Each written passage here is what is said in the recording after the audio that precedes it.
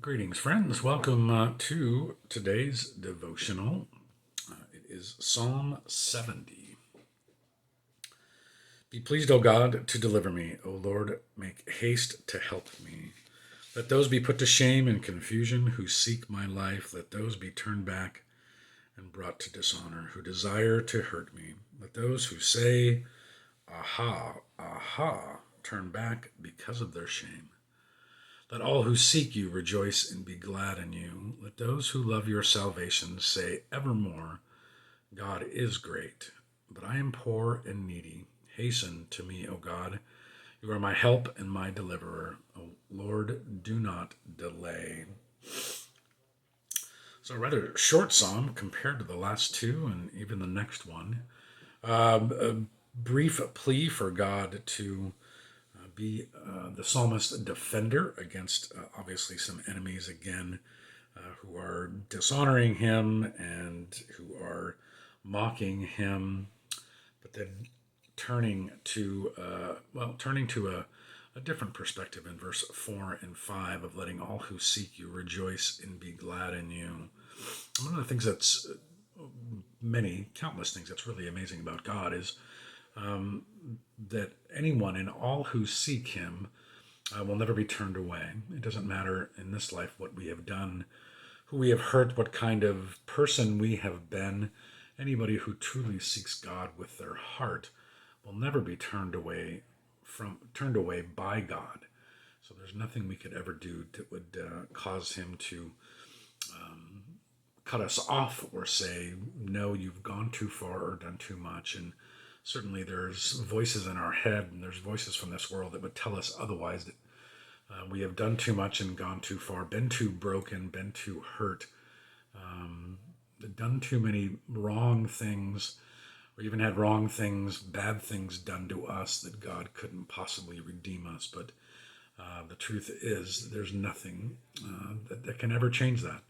And for anyone who seeks God with their whole heart, rejoicing and being glad can be a result of that.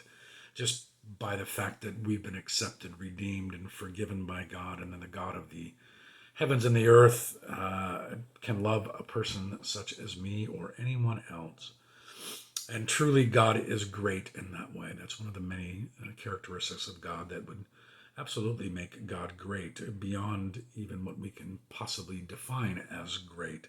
And evermore, God is always great. He's constant in his character. He is constant in his nature. He is constant in who he is. And he's unchanging. And though that may seem, or some may say that makes God rigid, I would say that makes God dependable and faithful and trustworthy, that he is not moved or shaken by emotions or anything else, and that his greatness is beyond what we could possibly understand. And that very same God is the one who saves us and redeems us. And in verse 5, when the psalmist claims or proclaims that he is poor and needy and listening to God, well, in our world and in many places, the poor and the needy are the ones whose voices are least often heard, but yet in the ears of God, those voices are the loudest.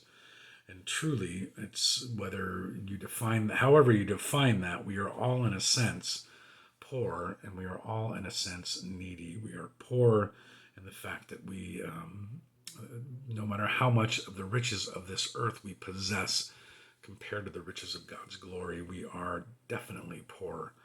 And needy, regardless again of how much we have and how well taken care of we are, there is certainly a need for us to have a God to save us, to redeem us, to forgive us for our sins. And that's a way for us to remain humble in our lives and in our world, in this world that we live in, to be reminded of no matter how much we obtain, what level of power or anything else compared to what God has to offer us, what God has to give us, his grace given to us freely.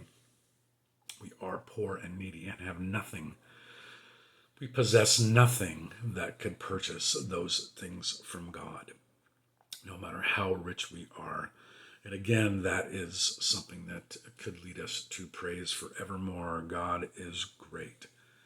That's our devotion for today. Tomorrow we have Psalm 71, Until then, be well and be safe.